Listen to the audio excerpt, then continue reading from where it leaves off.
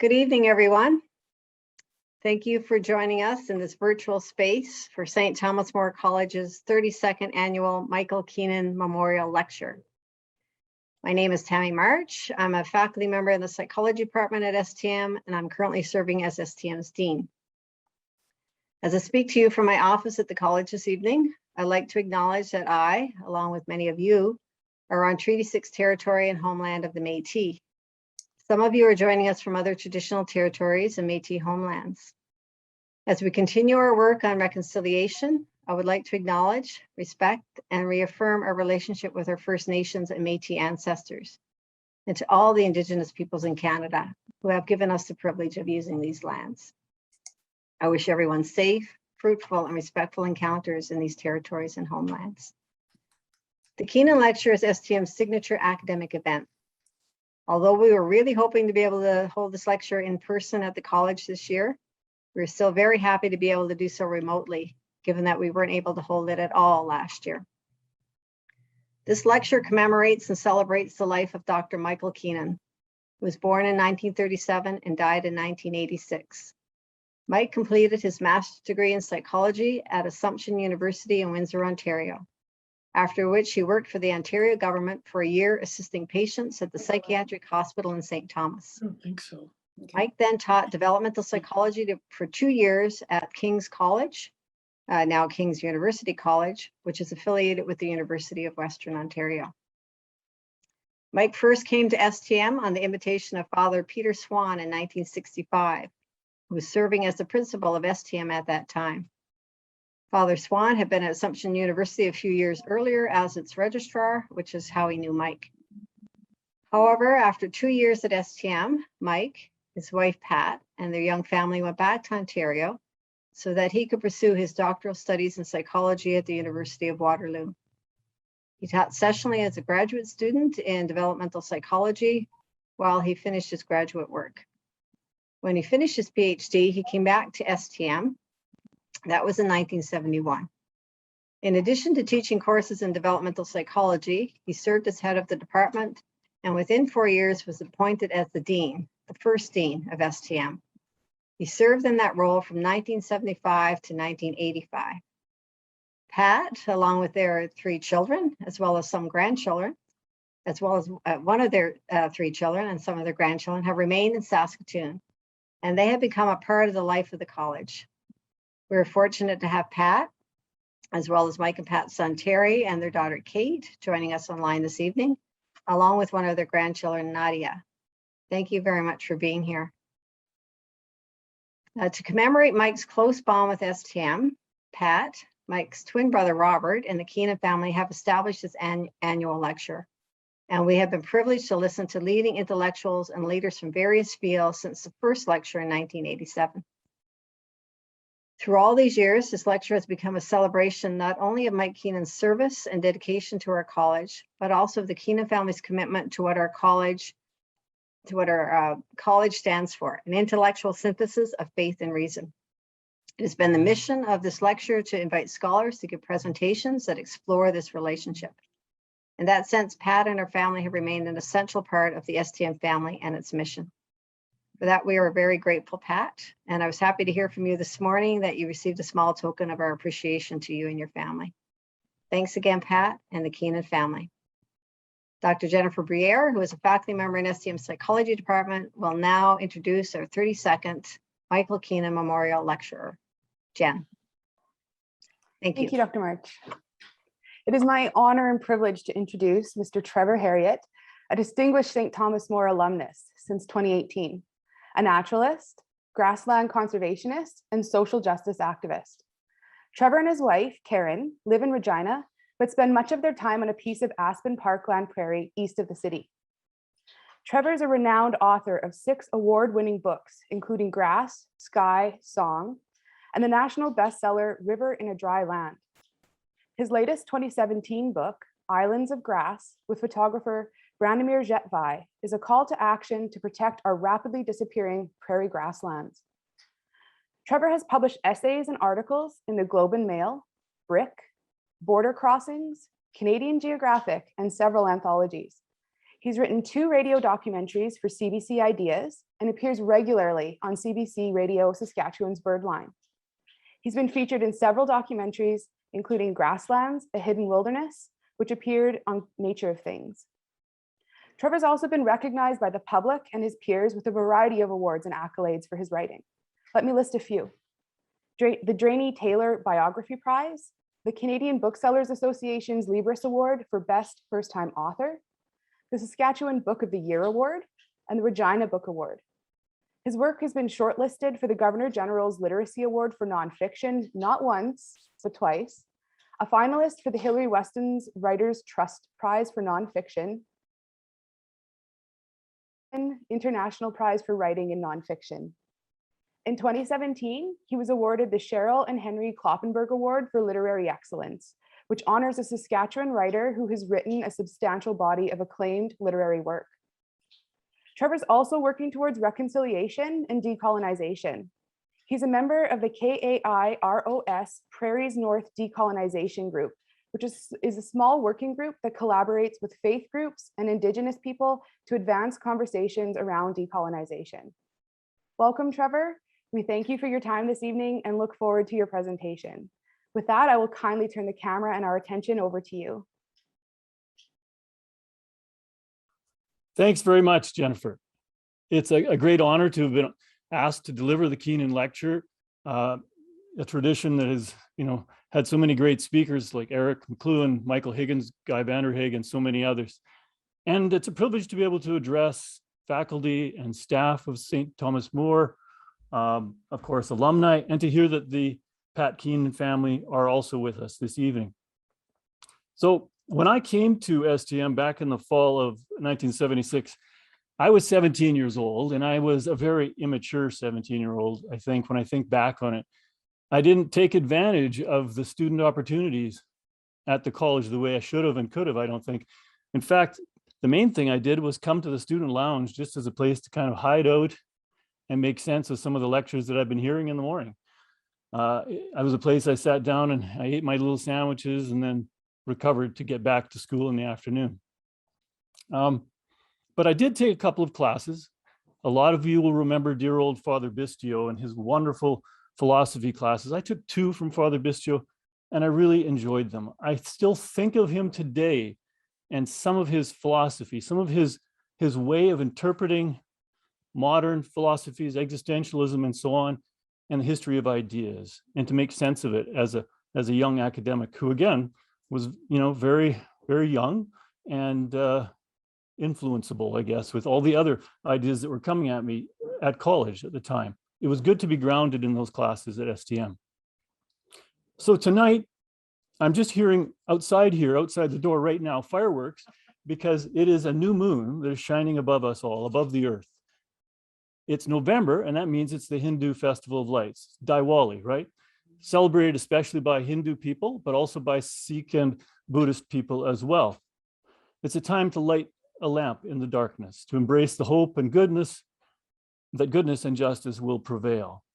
It's sentiments, of course, that we need today more than ever, as the pandemic continues to stalk vulnerable communities, and as world leaders in Scotland are trying to find the courage to face the threat of climate change. I want to begin tonight with a poem by an Indigenous poet, and then I'm going to end with another poem by a non-Indigenous poet who grew up here on the Saskatchewan prairie on a farm. The first poem is by Jo Harjo, poet laureate for the United States. She's a member of the Muskogee Creek Nation, and the poem is called Perhaps the World Ends Here. The world begins at a kitchen table. No matter what, we must eat to live. The gifts of earth are brought and prepared, set on the table. So it has been since creation, and it will go on. We chase chickens or dogs away from it. Babies teethe at the corners. They scrape their knees under it. It is here that children are given instructions on what it means to be human. We make men at it, we make women. At this table, we gossip. We recall enemies and the ghosts of lovers. Our dreams drink coffee with us as they put their arms around our children. They laugh with us at our poor falling down selves and as we put ourselves back together once again at the table. This table has been a house in the rain, an umbrella in the sun. Wars have begun and ended at this table. It is a place to hide in the shadow of terror, a place to celebrate the terrible victory. We have given birth on this table, and we have prepared our parents for burial here. At this table, we sing with joy, with sorrow. We pray of suffering and remorse. We give thanks. Perhaps the world will end at the kitchen table while we are all laughing and crying, eating of the last sweet bite. Okay, well, let's hope the world does not end at this table right now, but this talk begins there, taking inspiration from that opening line. The world begins at a kitchen table. No matter what, we must eat to live. We eat to live, and there's a great table where we are all invited to share. So we're hearing the words colonial and colonization more than ever these days, and they have a certain pejorative valence, right? We don't want to be colonial anymore. Why? Because even as the beneficiaries of colonization, we know that that beautiful table where the world begins, where children are given instructions of what it means to be human, is a sharing table where everyone should be welcome. We recognize at some level that colonizing is hostile to sharing, is more about taking and claiming. Unfortunately, that recognition seems to be about as far as many Canadians are willing to go in the work of decolonizing. And if we can't get any further than that, cannot see how sharing the table might actually work, I think it's because we've let our minds and our hearts be colonized. All the lines we draw, all the divisions, categories, distinctions, and boundaries we use to exclude or understand or appropriate or possess have overtaken our values and beliefs. We have come to a place where we cannot believe that rocks, trees, and other creatures have spirit or intrinsic value, yet we have no trouble believing that a piece of paper with some ink marks on it gives a person or corporation exclusive rights to the private exploitation of a stretch of the earth marked off with boundaries that are equally imaginary. We have no trouble believing that a registered land title and the private rights it guarantees pertaining to land that we call real estate is more real, say, than the rights of others, human and non-human, who have dwelt on that land for thousands of years. Just look at the way we describe land on the prairie. We call it a legal land description, right? Farm people know this stuff by heart. Northeast quarter of section 10, township 36, range 22, west of the 2nd. Is this really how we want to be describing and talking about land? Each piece of land gets a number so we can manage it. And of course, the Indian Act gave Indigenous people a number too, and for the same kinds of reasons. But if we describe our home and connection to land that way, as coordinates on an artificial grid imposed on the earth to make it easier to parcel off pieces into private property, what does that say about us? What does it say about the way we regard the land, the way we think of home? In a colonized landscape, home has become for many of us a kind of depot, a place where you live while you produce, consume, store, and transfer commodities for distant markets. In a depot culture, towns and cities are supply and administration centers for extractive industries producing food, fuel, and fiber. And if these enterprises are not sustainable and hurt the land and rivers, well, maybe it doesn't matter because my property is pretty good. I hide the waste, I mow the lawn, keep it looking tidy. Anyway, I can always pack up and move to BC if I don't like the way things are going here. This is a very de-indigenized way of living, an unsustainable way of living.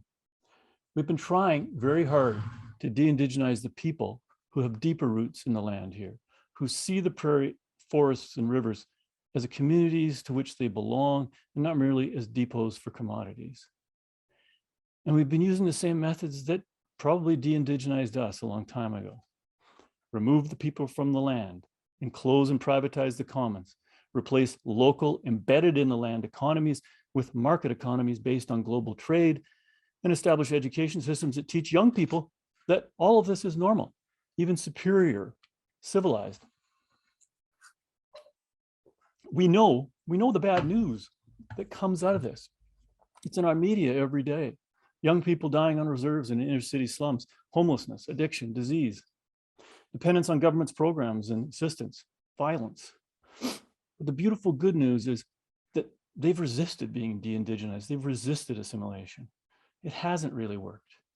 The nations have survived every attempt to make them disappear. So many today are renewing their traditions, finding ways to connect to the land and be true to their ancestors, whether they're on reserves or in the city. Sure, the disadvantages and racism continue, but today they are rediscovering what it means to be Indigenous, even in a modern world that appears to be falling apart around them. Now, of course, colonialism is not something we invented in North America. It's been practiced all over the globe, wherever agricultural civilizations undergo population pressure, fostering a hungry, landless underclass, usually while outstripping the carrying capacity of the soil and the ecosystems. It probably makes the history books as empire and war, but down at the ground level, it's usually about mass movements of people. The surplus of people, the poor and landless, become tools of colonization. And many of our ancestors were exactly that, crossing continents and oceans to die on battlefields or trade with indigenous people, eventually dispossessing them, displacing them on the land. All of which, however, would seem to relegate colonialism and its effects to the past, to the dustbins of history. That's not quite right, of course. It's alive and well today. In our collective failure to equitably share the wealth of the land, in our destructive exploitation of lands under treaty, in our enclosure and privatization of crown lands and resources, in education, incarceration, and child protection systems that continue to hurt Indigenous children and their families. Part of white privilege here on the prairie is our collective blindness to the ongoing truth of colonization. We can think of ourselves as moral, decent, hardworking people. We can show our abhorrence and shock at the latest revelations of abuse and death at residential schools. But until we're willing to face the truth of colonization as it continues today, we will remain tied up in the great social sin of our inheritance as settler people. American journalist Anand Giridharadas often talks about decent people upholding an indecent system.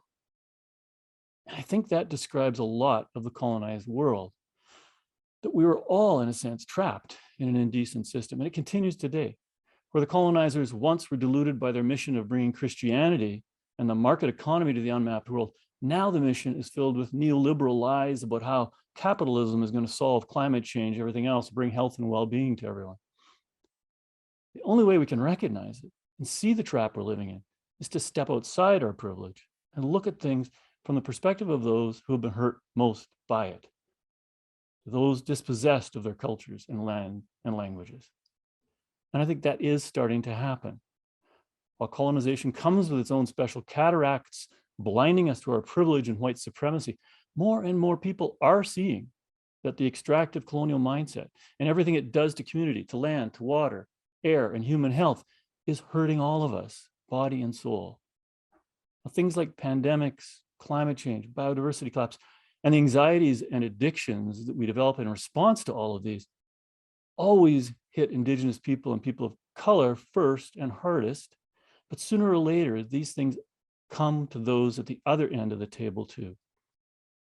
As settler people, we find ourselves increasingly looking for ways to justify the way we cleared the plains of its Indigenous cultures and economies, and then to justify the agricultural and economic systems we replaced them with.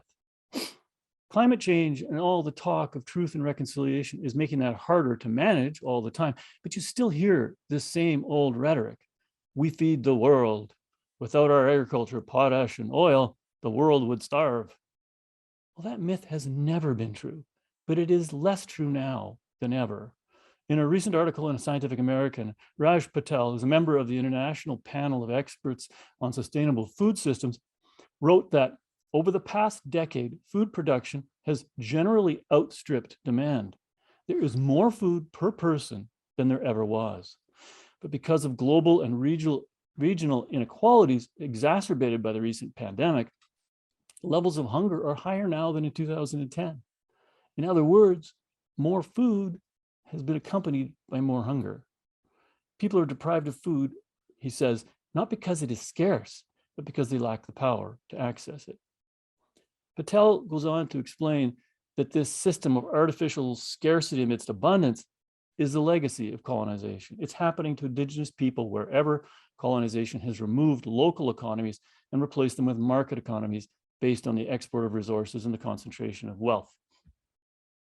Now, if we think that this scarcity amidst abundance is not happening here in Saskatchewan, we're just not paying attention. Indigenous people make up a disproportionate segment of the clientele at our food banks. We know this. And the food banks just can't keep up. In Regina, there's an emergency room nurse, Danielle Fro, who saw a lot of undernourished people in the community and showing up in the emergency room with problems associated to poor nutrition. So she started something called the Regina Community Fridge. It's just a fridge and a pantry on the street where hungry people can come to get food donated by others. There's 3 of them now in the city of Regina. The first one is behind a pharmacy, and the pharmacist was already keeping canned food behind the counter because clients would come in hungry, needing something to eat. And 2 of the 3 Regina community fridges are in areas where there are no grocery stores. They're what we call food deserts, right? And as we know, Indigenous people suffer elevated rates of diabetes and other diseases caused by poor nutrition. Okay. So how did we get to this place in a land of abundance? To move forward here, I think we need to continue looking deeply into the past to understand the roots of injustice and food insecurity.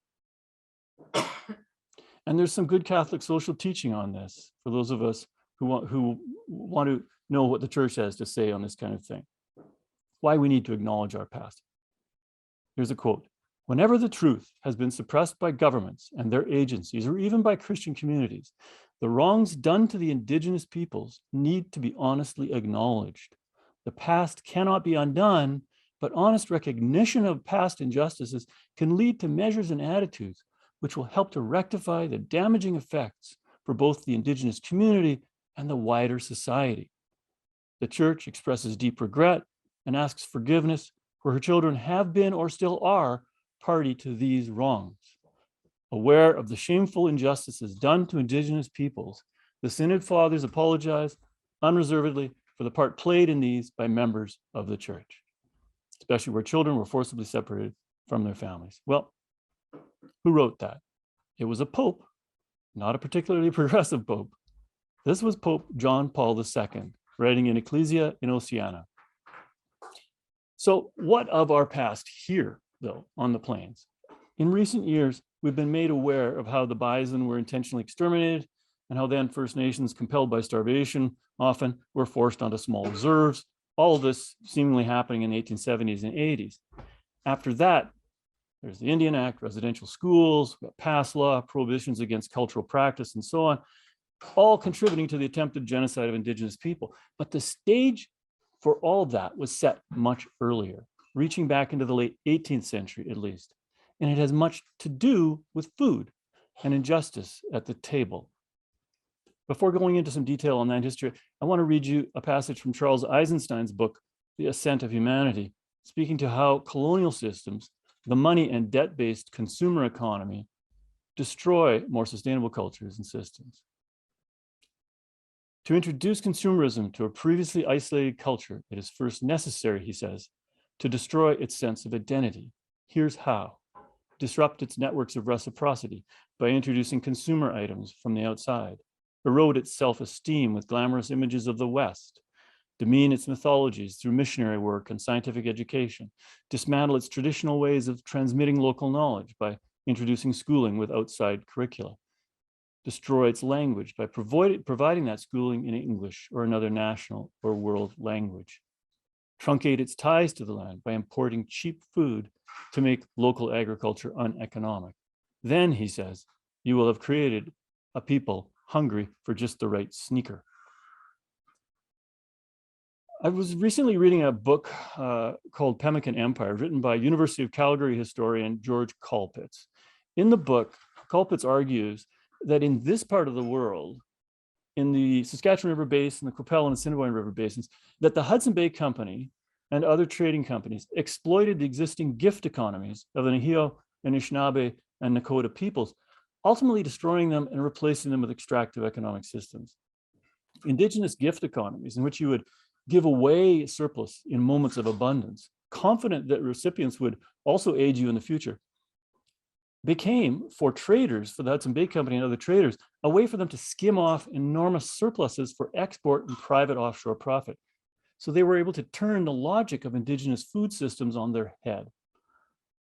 Through the early and mid-19th century, indigenous people found themselves increasingly indebted and drawn into this foreign economy. After a period of what seemed like fair trade between equals and between nations, when there was still competition, the investors of the British Hudson Bay Company over time began to corner the market. They exploited the culture and labor of Plains people to hunt and process bison meat and fat in a pemmican production industry. It was essentially a factory production system, an early form of industrialized food. Pemmican was important as the fuel driving the fur trade to the north and west. Colpitts says it underwrote commercial expansion, though, improving transportation, and ultimately it fed the first colonists at the Selkirk colony, where Winnipeg is today, because their crops were failing and they needed something to eat. But by subsuming its competitors, the Hudson Bay Company effectively became what you call a monopsony, and they started fixing the price of pemmican. As of 1861, the company had driven the price of a sack of pemmican, which included the meat of 3 bison and the fat of 6. They had driven it down to 6 cents, the equivalent of 6 cents. Plains people by that point had become fairly dependent on rifles and other trade goods, unfortunately including alcohol, which they received in return for the pemmican they were producing to drive the fur trade. By the early 1800s, the trading companies were shipping more than 20,000 gallons of alcohol into the Northwest. In the face of lower prices for pemmican, Indigenous people suddenly were indebted to the Hudson Bay Company, which would give them food, alcohol, and other consumer products on credit. So dependent on a foreign economy based on currency, credit, and interest, Indigenous people found themselves competing with one another for the last remaining bison.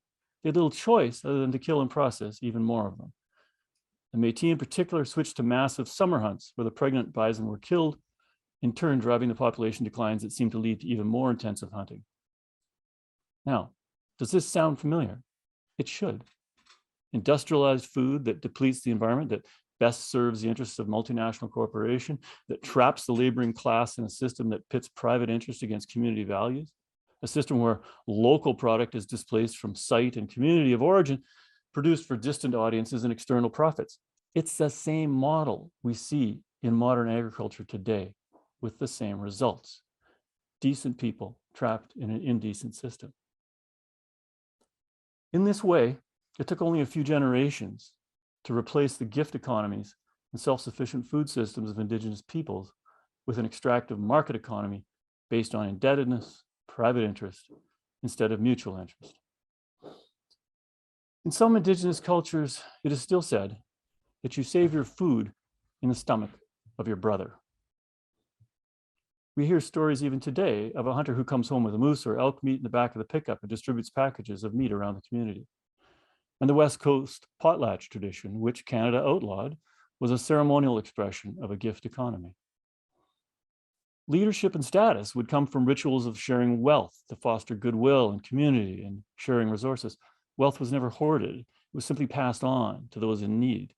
And the circulation of gifts ensures that they gather value as they move through the community, creating stronger and stronger bonds. Accumulating wealth in such an economy is a sign of the poverty of the spirit.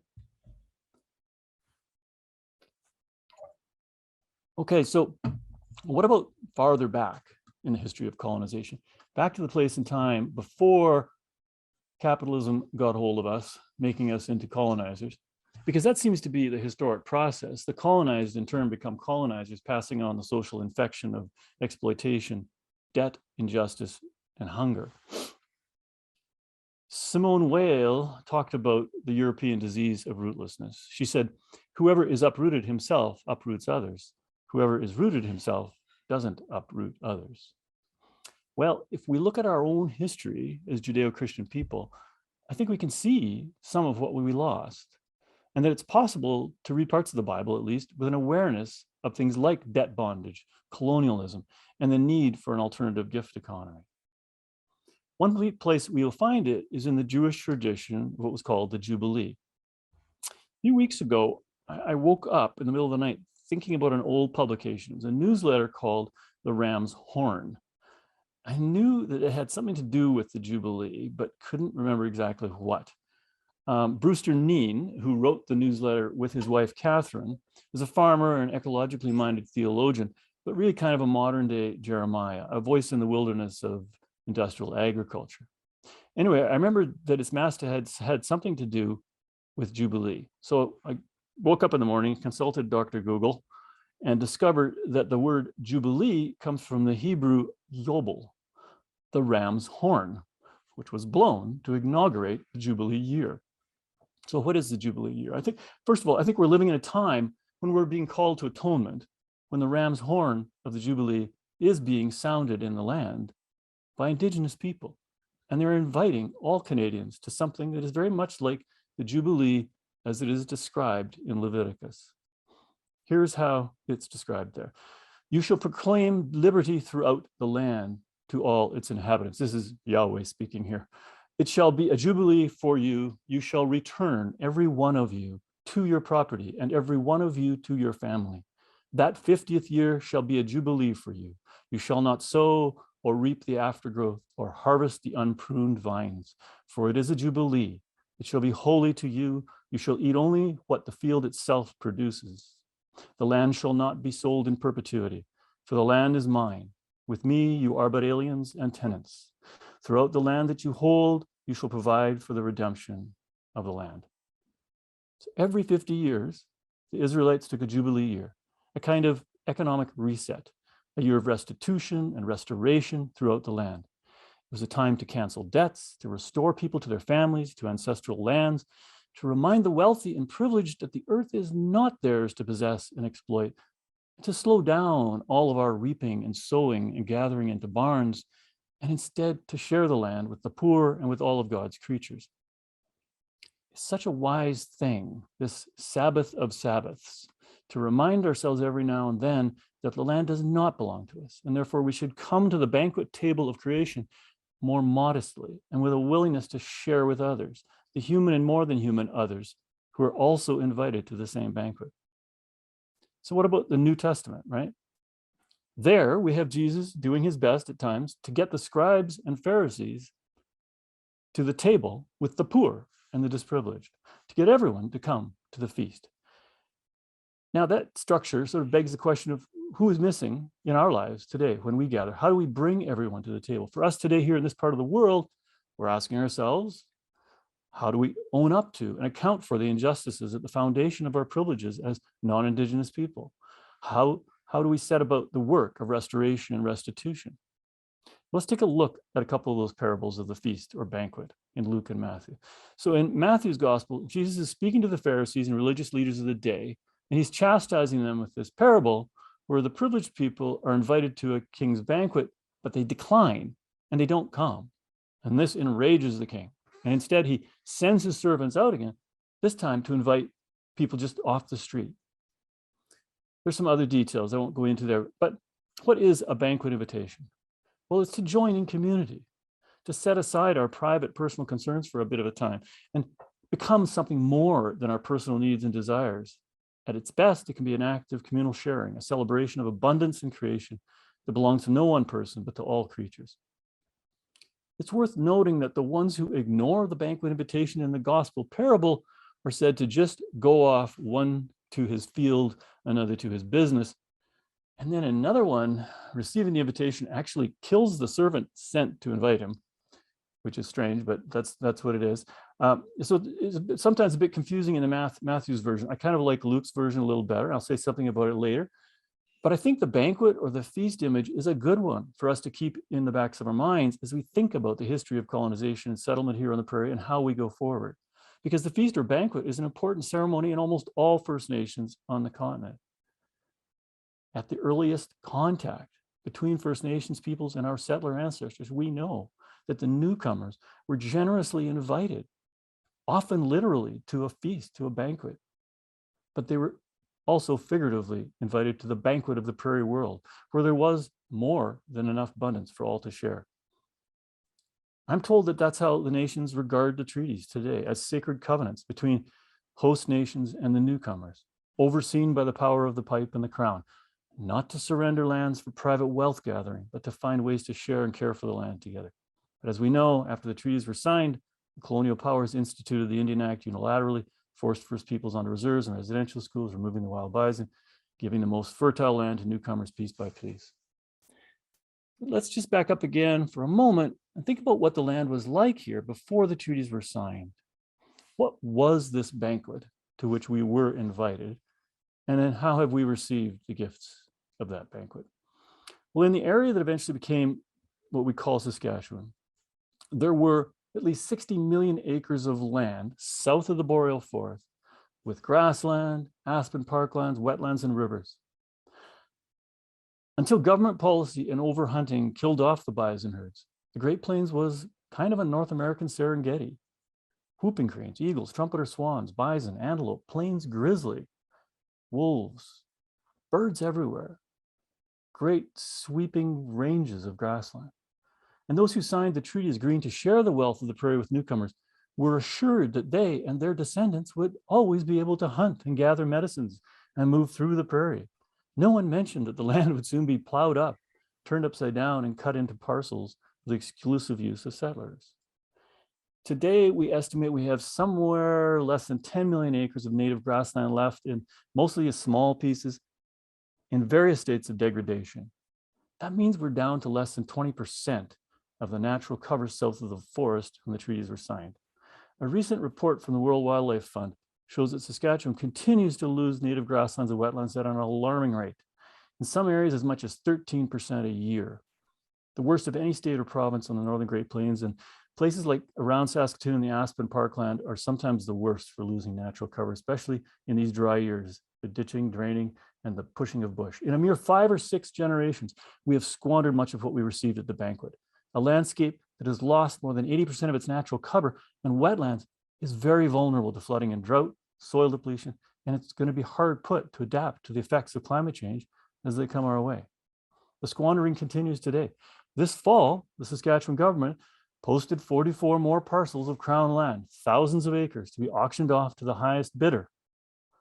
Most of it land with forest, grassland, and wetlands. Some of it formally protected by legislation as conservation lands. All of it a remnant of the lands we were supposed to be sharing and protecting under treaty.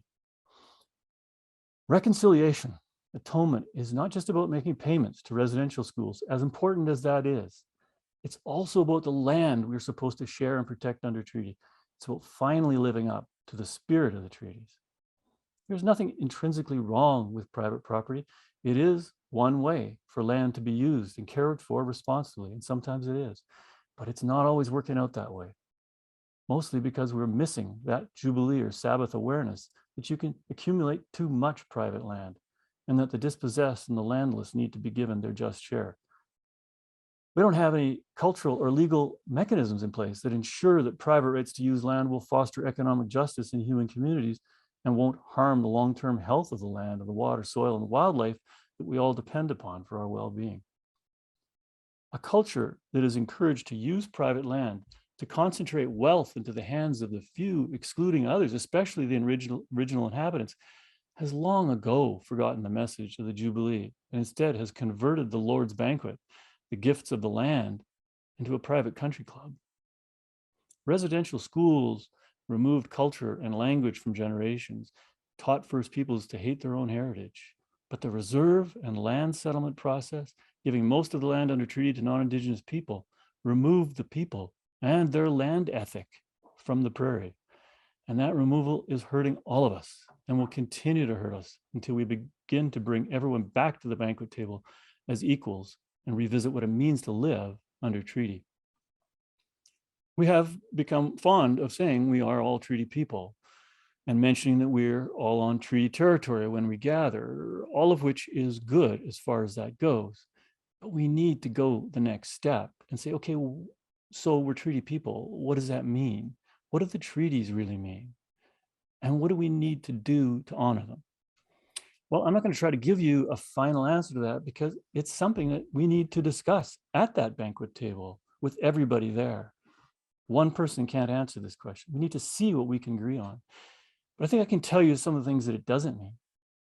It doesn't mean that First Nations traded in all their lands for tiny reserves and a $5 payment on treaty days.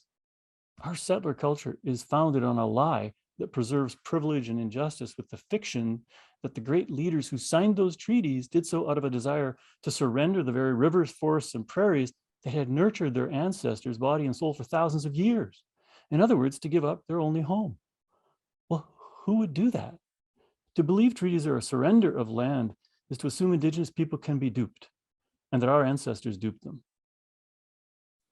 But being treaty people also doesn't mean that all the white people have to surrender their lands or go back to Europe. It doesn't mean we have to give up farming and private property, but it could mean that we need to reform our governance around private property, that we need more flexible forms of land tenure, and we have to look at how land is acquired, how it's used and shared. And it does mean that we share responsibility for the care of the land, and we share the rights and the benefits of the land. And that treaties are living covenants that should be guiding our way forward, not just justifying the sins of colonization. When the Cree, the Saulteaux, and Assiniboine and other nations met the colonial powers at the treaty table, all the created things of the prairie world were present at the table too. Everyone there but the colonizers had come to join in a sacred covenant that was about kinship, sharing, and reciprocity as the basis of an equal sharing partnership. But those representing the crown were seemingly thinking about other things. They weren't thinking about bonds of kinship. They had transaction in mind, deal making, and land surrender. This is what needs to be fixed and reconciled. A return to the original spirit of the treaties is a sacred covenant that commits us to receive the gifts of creation, sharing and caring for them in ways that reconcile Indigenous and non-Indigenous needs, values, knowledge systems, economic systems. Now, it's always tempting at these moments to prescribe solutions and specific ways of bringing economic and ecological justice to the land, but ultimately that has to be left to those who come to the table. I will only say that all sides, people from all religious and cultural traditions, have wisdom on land justice that should be present as we decide how to decolonize and re-indigenize our relationships to one another and to the land. Here's a quote from liberation theologian Leonardo Boff. He says, "The earth as our mother is full of wisdom. First, she welcomes all beings. She has birthed forth myriad children, not only human beings. We form a great community of life where we are all sisters and brothers. All of us come from the same origin, the Big Bang 13.7 billion years ago. The earth's wisdom is manifest in the diversity of her children, in the forest people, the mineral people, the animal people, human people, and the spirit people, as Indigenous peoples teach us. They do not speak of the forest, but rather the forest people. Both diversity and the interconnection of all were created simultaneously. Each being has its place within evolution. It brings a message from the universe. It is a written word from God in creation. All over the planet, nature is suffering most where Indigenous cultures have been removed. Non-Indigenous civilization, relatively new to the earth, has fostered a conflicted and disrespectful relationship with the environment, where our economy, food systems, extract the gifts of the land and convert it into toxic waste and byproducts. And our blindness to the gifts and generosity of our rivers, plains, and forests is confluent with our blindness to the value of the cultures and languages of the original peoples, the people who in their long-standing traditions have always seen the rivers and land as home, who talk about respect for the earth and are now speaking out against pipelines and tar sands and other things that threaten our water and land. Here's something that Buddhist teacher and activist Derek Rasmussen has said about our de-indigenizing civilization. What happens, he asks, if you create a test tube non-Indigenous civilization and let it parasitize the land and cultures of all the rooted Indigenous civilizations? War, climate upheaval, environmental destruction. We are passengers, he says, on a soaring de-indigenized jet plane, burning up the accumulated linguistic, cultural, and biodiversity stores of the planet. The mature cultures look on at us in horror. To them, our civilization looks like a lumbering juvenile delinquent on a binge. Arrogant, violent, and ignorant, we have stolen their wallet full of accumulated natural and cultural capital, and we are spending like drunken sailors. Only now we're beginning to realize our plane has no landing gear and no parachute. This system was only made to go up. Well, of course, nature will survive without us at its deepest levels anyway, where the networks of fungi hold on to everything together in the soil. But if we want to be around for a while, yet we're going to need to foster and learn from the wisdom of indigenous cultures. Here's from Pope Francis in his encyclical Laudato Si. It is essential to show special care for indigenous communities and their cultural traditions. They are not merely one minority among others, but should be the principal dialogue partners, especially when large projects affecting their land are proposed. For them, land is not a commodity, but rather a gift from God and from their ancestors who rest there, a sacred space with which they need to interact if they are to maintain their identity and values. When they remain on their lands, they themselves care for them best. Nevertheless, in various parts of the world, pressure is being put on them to abandon their homelands, to make room for agricultural or mining projects, which are undertaken without regard for the degradation of nature and culture. 35 times in that document, in Laudato Si, Pope Francis says that we must change our ways of living, that our current systems for production, consumption, and distribution are destructive. The prairie world needs a jubilee, an economic reset, a time of restitution and restoration through the land, a time to restore people to their families and to ancestral lands, to remind the wealthy and privileged that the earth is not theirs to possess and exploit, to slow down all of our reaping and sowing and gathering into barns, and instead begin to share the land with the poor, with all of God's creatures. Unfortunately, there is still a lot of fear out there among church people and settler people in general.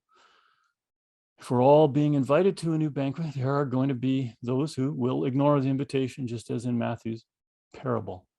There was an old tune my father used to play on guitar when I was a kid. At the time, I had no idea what it was about, but I found myself thinking about it this week, preparing for this talk. I think it's based on the parable of the wedding banquet, not the version in Matthew, but the one in Luke 14, where the rich and privileged simply ignore the invitation, make excuses, and there's no particular violence handed out by the king, but they say, sorry, I just bought a field, or I just bought some oxen, and so on. And then the king invites the less privileged, and he fills the banquet with the lame and the poor, with the excluded ones. The song goes something like this: I cannot come to the banquet, don't trouble me now. I have married a wife, I have bought me a cow. I have fields and commitments that cost a pretty sum. Pray hold me excused, I cannot come.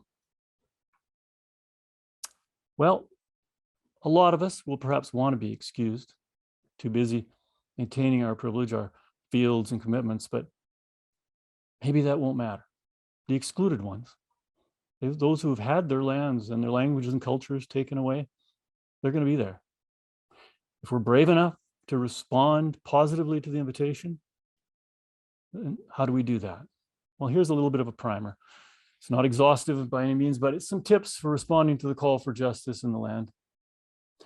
First, I think we need to, as non-Indigenous people, just set aside any notions of rescuing or saving. A lot of our efforts to help Indigenous people have been misguided, and they sometimes tend to do more harm than good, imposing ideas and solutions that really seem to be about how to convert them into being more like us. So instead of trying to help, we need to first just focus on stopping the harm. What can we do to stop the poisoning and destruction and stop restricting access to the lands and waters Indigenous people have always had as their homeland? We need to set aside the need to get results and answers, perhaps, and instead just focus on building trust and relationships first. Come with a willingness to listen, learn, an open heart. Talk less. Leave space for Indigenous people present to do most of the talking. If you make some kind of a mistake, don't worry about it. Just apologize and move on. And we need to show, as the people who've got the resources, we need to show that we come with funds, that we can fund a project at arm's length, preferably one that is led by and established by and for Indigenous people.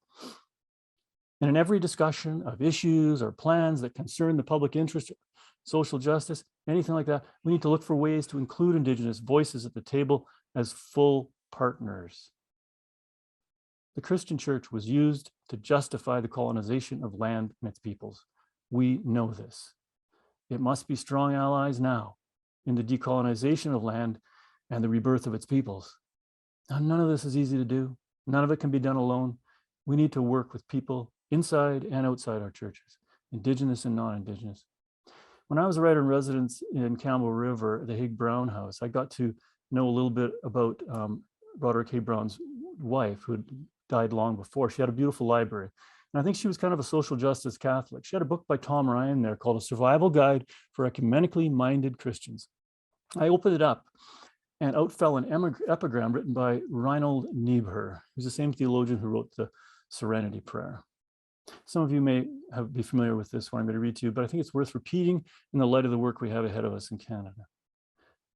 He says, "Nothing that is worth doing can be achieved in our lifetime. Therefore, we must be saved by hope. Nothing which is true or beautiful or good makes complete sense in any immediate context of history. Therefore, we must be saved by faith. Nothing we do, however virtuous, can be accomplished alone. Therefore, we must be saved by love." I'm going to close by reading a poem by University of Saskatchewan professor Sherry Benning. She teaches creative writing here, and she's produced a wonderful new book called Field Requiem.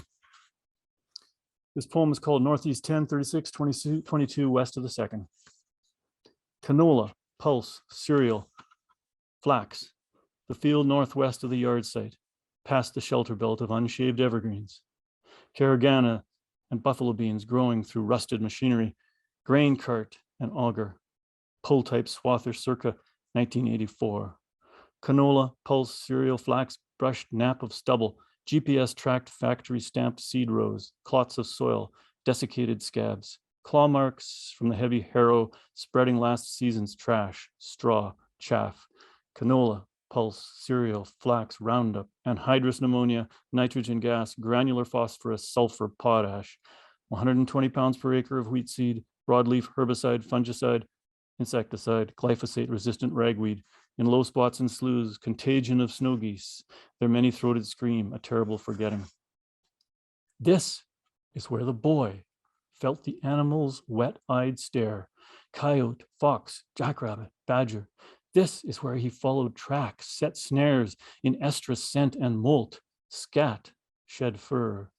This is where he lay, a deer's wallow of slender wheatgrass, bluegrass, brome, and sedge, watched catkins lift in updrafts, soft rattle of aspens, dozed in the heavy breath of bloom, balsam, wolf willow, chokecherries, saskatoons. This is where he came in sorrow after his father made him shoot the horned owl perched in the spruce north of the chicken coop. No proof the owl killed chicks. Now, this is where the man, neck in the noose of profit margins and farm credit, runs the roam plow, the bush disc, clears scrub, rakes roots for 40 more acres to seed next spring. The owl's wingspan at least 5 feet, though it weighed no more than what he could hold in his 10-year-old palms, all feathers and fluff, shadow and light. After dusk, this is where the man watches the piled bush burn, remembers the owl's yellow eyes, hiss and snap of heat, sap, leaves, hank of dew, osteoache, the shrinking moon. Thank you very much for listening. I'm looking forward to our discussion or any thoughts and comments from people who've tuned in. Thank you. All right. Well, thank you, Trevor. Hopefully everybody can hear me. My name's Dave McGrain. I'm a professor of political studies at St. Thomas More College. I've been there for a while now, almost 15 years, and there'll be a more formal sort of thank you to Trevor soon after we're done with the discussion period. But I just wanted to do a quick thank you right now. It was a very informative talk and quite interesting. And now, as you said, I think we're all looking forward to some of the questions that will be asked, and definitely gave us a lot of food for thought. So I think it's going to be a very fascinating discussion. So what I'll ask people to do, please, is to put their discussion, their questions or comments into the chat box there, or I'm not sure what you call it, box or side thing, bar or whatever it's called. You know, as you put your chat, you know, your questions in there, I'll take a look at them, and I'll try to kind of, you know, put them together as they if they do go together, or ask them one at a time, or any question or any comments or anything like that. So if you could start doing that right now. I don't see anybody yet, and maybe I will, you know, maybe I'll take the moderator's prerogative, maybe ask the first question, and as people are thinking their questions, maybe we can go on for that. I don't see any in there yet. I guess one thing that you did mention was the recent sale of Crown lands that was announced, I guess not that long ago. I wonder if you could just, you know, expand a bit on that, and even, you know, I'm somebody I think that, you know, has a bit of a sense of Saskatchewan history, but, you know, how did these lands become Crown lands, and how did they all of a sudden, you know, become, you know, I guess the Crown's you know, prerogative to sell them, or the provincial government prerogative to sell them. So I don't know if you could talk a little about the origins of these things called Crown lands, and why at this particular junction in our history we're just selling off a whole bunch. Well, that's a great question, and it's an opportunity for me to bring in the Catholic Church again, because I wish we had Sylvia McAdam here from Idle No More to answer that question. She answers it beautifully. I've heard her address it several times, and she says that we have something in Canada in law that we call the underlying title of the Crown. Now, what underpins that in part, not entirely, but what underpins that in part is something called the Doctrine of Discovery, which is an old papal bull from the 1600s or 1500s, I think, where they divided up the spoils of the New World. Many of the Protestant churches have repudiated it outright. The Catholic Church still needs to do it officially. They say it's no longer valid, and they don't need to do that. Well, if you don't need to, just do it as a nice gesture anyway, because believe it or not, it's still referred to sometimes in court cases, certainly in the United States, to do the same thing, to legitimize government title. Here we call it the crown title. But, you know, our interpretation of treaties, according to the courts so far, and Canadian government and the Constitution, is the treaties were a cessationist, or a surrender of land, right? That the land was surrendered to the Crown. And so all land, whether it's the property you live on, David, or me, or reserve land, ultimately has the underlying title of the Crown beneath it. But we know that most of it was, in Saskatchewan at least, you know, during the settlement years, it was divided up and sold for very little, or given away effectively to settlers. There's still some of it left. We up until a few years ago, we had quite a bit left, but the Saskatchewan Party has been quickly getting rid of what we have remaining. They still believe that they're entitled to continue privatizing land. And of course, all governments have done this. The NDP did it as well in previous decades. The Liberals did it, but those were different times, right?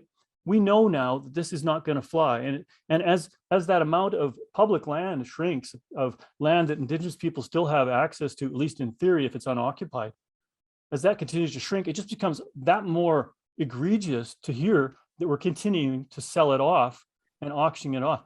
And by the way, there are First Nations who have asked under the Tree Land Entitlement Settlement to have the right of first refusal on some of those Crown lands before they get auctioned, and the Saskatchewan government has refused and taken the right to auction. So that's another level of injustice that needs to be addressed. Yeah, there's a question here from Mariev about, she wants you to dig a bit more into, you know, the role of buffalo, buffaloes in treaties, sharing the land with Indigenous people, but maybe can you expand a bit on particularly bison and how that works into kind of what took place in terms of what happened on the plains?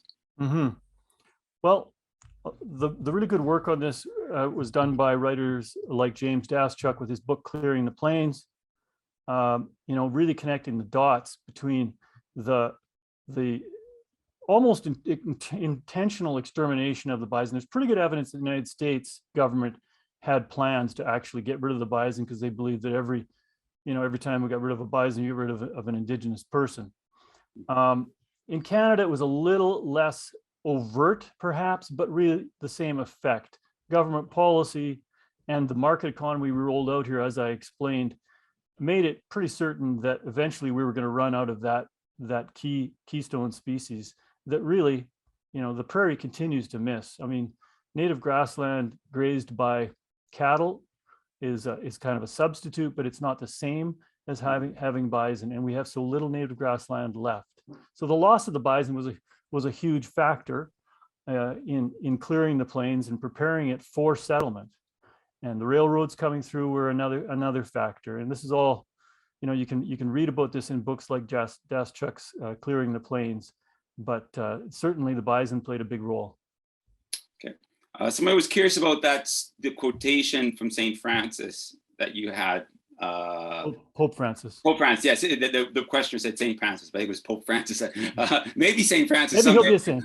He'll be a saint. So it says St. Francis. And so maybe you can just say that really quick. And after that, somebody wants to, Sylvain Lavoie wants to talk a bit more about how colonization continues today. You talked a lot about the history of Saskatchewan, but how does colonization continue today? So if you can just maybe throw out that source really quick of the Pope Francis quote, and then talk a little about how colonization. Well, there was a wonderful encyclical, I think one of the most important encyclicals that any Pope has produced in history, and it was called Laudato Si, and it came out about 4 or 5 years ago, I believe, maybe longer. My memory is not straight on that, but Laudato Si, you can find it online, you can get the entire text.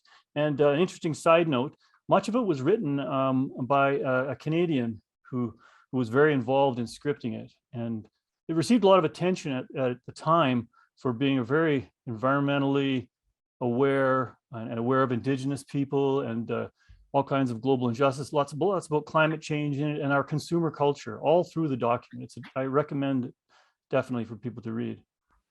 And can you say a bit about how colonization continues today?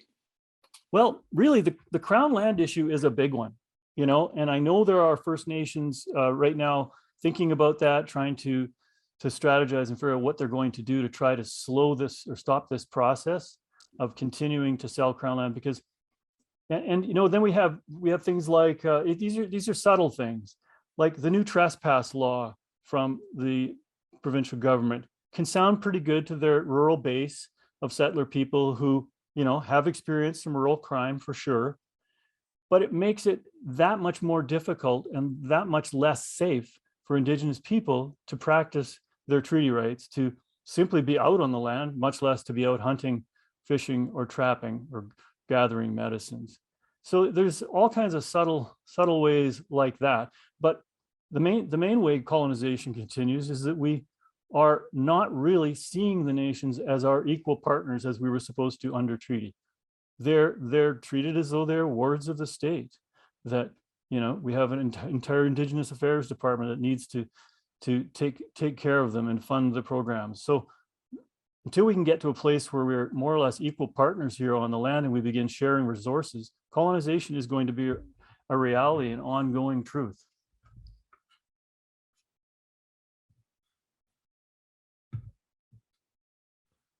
Did I lose you, David? Anybody else?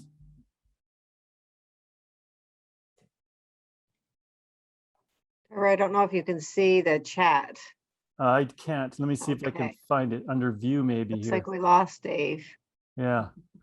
Okay, I'm not sure if I'm going in order here, but it says, thank you very much, Trevor. Wondering if you have any ideas on honoring our Indigenous neighbors when considering retiring from farming and unsure on succession of land. For example, sowing back to native grass and planning for shared management, or eventual transfer of ownership back to them. Right. Yeah, there are a lot of people starting to talk about that. That's a new thing, I'll tell you. I've had several people tell me, they're getting close to retirement. They're wondering about, or close to the end of their lives, I guess. They're thinking about succession. They're wondering about how could they give the land back. I think that is going to start happening. More and more people are talking about it. We may need an organization, a First Nations group, to make that work locally. At the same time, however, there's a wonderful organization called the Tree Land Sharing Network, which some of you, it made quite a splash in the news here about a month or two ago when they really launched it. And there are several landowners now in Saskatchewan who have made the decision to join this network, where they invite Indigenous people to come and use their private land, the land that they're landholders for, and have them come and hunt or just gather sweetgrass or sage or whatever they want to do. It's a new concept. It's only running so far in Saskatchewan. There's a lot of interest being stirred in Alberta, at least, and Manitoba, I think, as well. But that's another program. Look up Treaty Land Sharing Network online. Lots of information about it. They have a great Facebook group. You can join that one at least before you even get to the place where you're trying to figure out succession plan for the land. All right, I'm back. I sorry, Trevor. I was kicked out of Zoom, but Okay. I am back. I think we're kind of, I don't think I've skipped anybody. I think we're at Cindy Wallace's comment. Yeah. Dave, you can look to Thanks, see if I skipped. Yeah, so I apologize for that. But I am here now, and unfortunately, Tammy, I can't see the Chat anymore? I can see. I don't open the chat, but I am. Well, while you're catching up, I can read this one and you can see Yes. if I missed any. So again, thank you for this talk, Trevor. I love how you framed the lecture with poetry by Joy Harjo and Sherry Benning's beautiful work. As a writer yourself, I wonder if you might comment on the role of creative writing, or perhaps more broadly, the liberal arts, for equipping us to gather at the table and carry out these urgent conversations. That's a great question. And I think we're seeing artists do that. I mean, certainly with Indigenous arts, the tremendous explosion in the arts world, literary world, dance, music, film, it's film especially. There's just so much creativity, so many brilliant young Indigenous creators out there who are bringing these things forward into the world. It's interesting, though, to be a settler person in this space, in this moment, because you have to balance, that question of how much space you're taking up. I think about it every time, even accepting, the privilege of doing this talk tonight. I thought, well, geez, maybe it should be an Indigenous person. But then on the other hand, we're calling on Indigenous people all the time to do the work for us, in a sense, of teaching one another or talking about these things. So we do have a responsibility, I think, as artists and writers, to work certainly with First Nations and Métis people on these questions when we have the privilege or the opportunity to do that, but also in our own work, to be honest. If you're going to write a historic novel, well, how are you going to include, you can't just leave Indigenous people out of the picture. How do you do that respectfully? You work with Indigenous knowledge keepers, get permission to do it the right way. Maybe hire an editor who you can work with, who will make sure that you're voicing things correctly. Because if we just out of fear say, well, I'm not going to write about Indigenous people, I'm going to leave them out, well, that's not good either, because then there's kind of a blank space in the story where obviously First Nations people or Métis people should be. So it is a new world, I think, for settler writers and artists, and we have to think about these things carefully. Great question. So yeah, I am back here. Yeah, and I apologize if I put a question and I missed it, but I am back.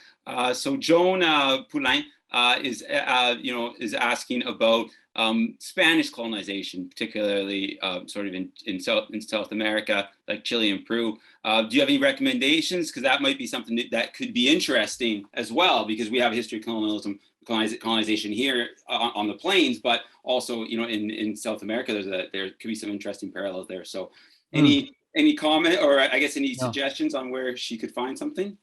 Well, certainly you could say that the Spaniards came earlier and sort of created the mold for colonization early on.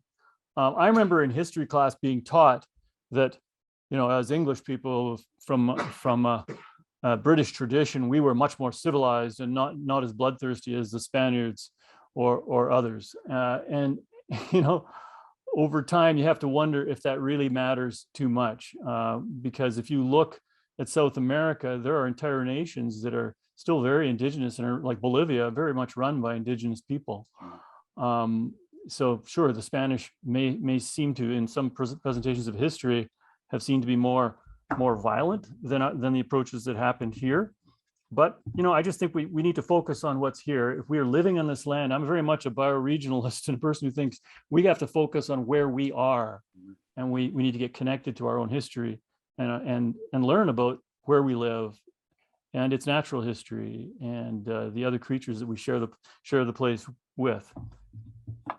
There's a couple of questions here as well. We got a bit more time here. So Caitlin Ward references the papal encyclica Rumen Novarum by Leo the 13th. But and I'm somewhat familiar with that encyclical as well. And yeah, it talks a lot about there's a lot of stuff about property rights in there, right? It's social Catholic teaching. But there's a lot of stuff about property rights in there, and how you know Leo does see property as a fairly fundamental building block of society, as a lot, I think, popes have, and sort of, you know, Catholics have. You know, private property is really something that's very important to creating a civil society of sorts. Now, but what, you know, this sort of notion of land ownership that, you know, becomes an important part of Catholicism, Caitlin, you know, rightly points out. How do we move forward from that? Is there new ways of thinking about property that might not be sort of the way, you know, popes of the past have thought about it? Yeah. Well, first of all, I'd like to say hello to Caitlin. Thank you for that question. That's an interesting one. And of course, it brings up the importance of being able to balance the complexity of these things, right? Because of course, we're not going to banish notions of private property. It's still going to be there, but how can we make our private property systems seen more through a lens of community responsibility instead of exclusive rights to do what you like with the land? Right now in Saskatchewan, we are seeing great destruction on private property, especially during this drought time right now. Agricultural producers are being pushed by, you know, the economic pressures they're under and whatever else to take every acre they can out of bush or wetlands and grassland and convert it into, and that's releasing carbon into the atmosphere. It's making it more difficult for wildlife to survive. They have every right to do that under our current private property system.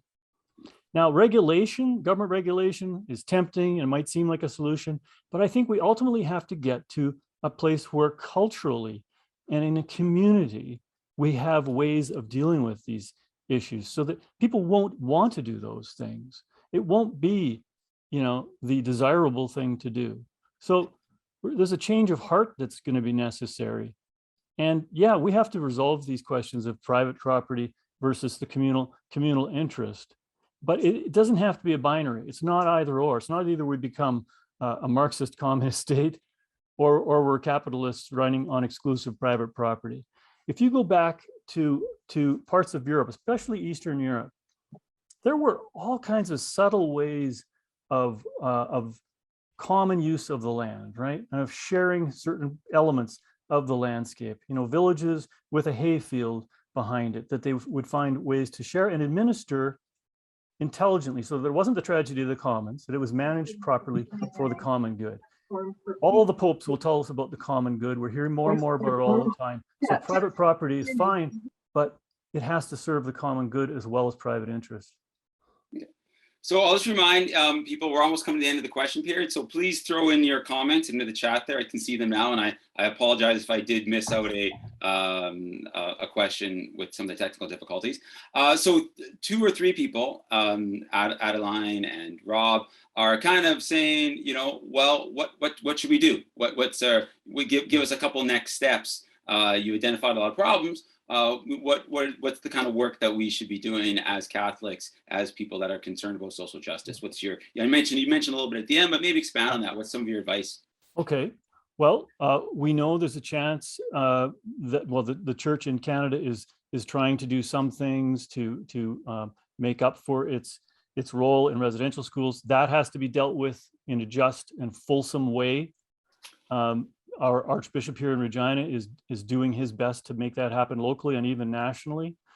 So that's one thing. We need to continue to pressure the Vatican to get rid of the doctrine of discovery.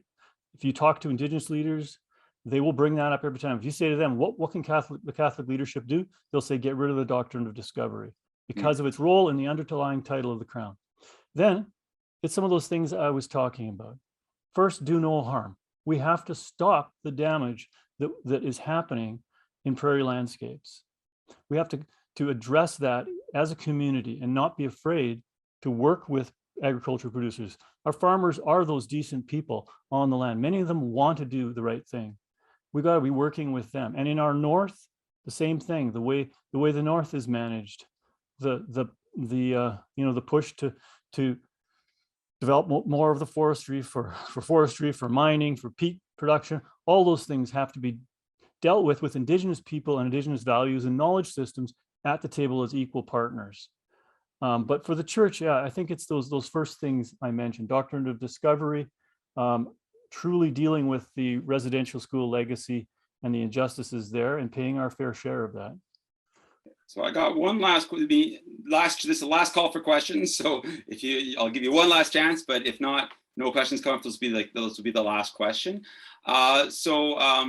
Somebody, Mark and Anita, are asking about, when they're retiring from farming, and they're not really sure if they're, in terms of succession of land, is there possibilities or advice you'd have for possibly, sowing the land back to sort of native grassland, or involving Indigenous peoples in terms of transfer of ownership, those types of things, or shared management? Any advice when it comes to that type of thing? Right.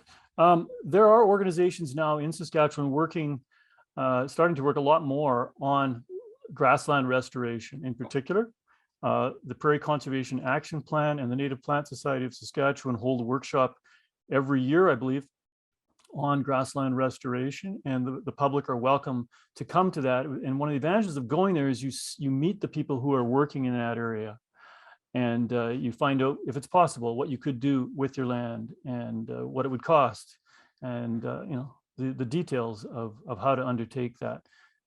If people are willing to make that investment of time and resources, it's certainly a step worth trying. You can't really easily create a native grassland that is truly like the ancient old growth prairie, but you can create a facsimile that will bring back some of the biodiversity of the land and will sequester some carbon and certainly stop the release of carbon and other greenhouse gases. So it's worth doing. I'm glad to hear people are interested.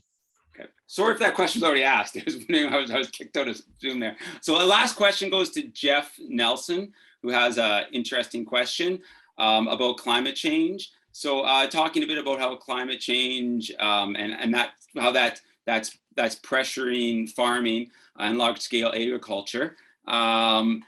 He has a question about what roles Indigenous communities can play in terms of climate change and agriculture in our province.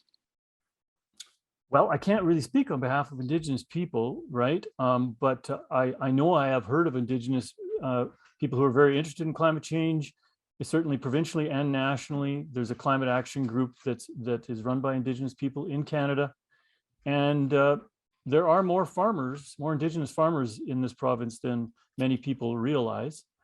And some of them are very concerned about these questions of biodiversity loss and climate change. So again, I think the larger way to approach this is to make sure that Indigenous values and knowledge systems are there at the table when we're going to try to figure out how we do these things. How does Saskatchewan use its natural landscapes to make the land more resilient in a climate changing world, right? Where floods and droughts are going to be more deep and entrenched and more of a problem. How do we make the land more resilient and reduce our contribution to climate change by stopping the destruction of habitat that sequesters greenhouse gases? Okay, well, that's all of our questions for tonight. So thanks so much, Trevor, for being here. Don't leave yet. We have Rhea Jenkins, who's going to come on and do a formal thank you. And just from being the moderator, thanks so much for your questions. And it was a very fruitful discussion. So go ahead, Rhea. You're going to do that kind of a formal thank you from STM for Trevor. Yes, thank you, David. I hope you can hear me. Good. Good. Okay, on behalf of St. Thomas More College, I would like to end this evening by expressing gratitude to a number of people whose contributions and work made this event possible. First and foremost, I would like to thank our speaker, Trevor Herriot, for a presentation that was not only interesting and thought-provoking, but it was also important, addressing issues of reconciliation and the environment, pressing issues that I think he made a convincing case that demand our attention and demand action. We are grateful for your insights and your passion. Both were evident even in this remote online type delivery. We had planned on giving you a gift in person, but we must settle for sending an expression of our appreciation later. So thank you again, Trevor, for your presentation. I would also like to thank our Dean of St. Thomas More College, Tammy Marsh, for supporting this lecture and this lecture series. Thanks is due to David and to Jennifer for their contributions during this event. There's a number of people that I have to express gratitude for the organization. Please bear with me. There are a number of people from the Keenan Lecture Committee, both last year and this year, that have helped organize this event. Many thanks to them, but also I'd like to thank Stacy for his IT support, Jackie for her talents with advertising this event, and most of all, well, perhaps for organization purposes, I'd like to thank Laura Mitchell, who really did the heavy lifting so far as organizing this event. So I'm very grateful to her. Finally, last but not least, on behalf of St. Thomas More College, I would like to thank all of you for attending this event and for your contributions to a really lively discussion. Let's hope that next year we will be able to do this thing in person. So until then, I'm going to end by saying stay safe and have a very good night.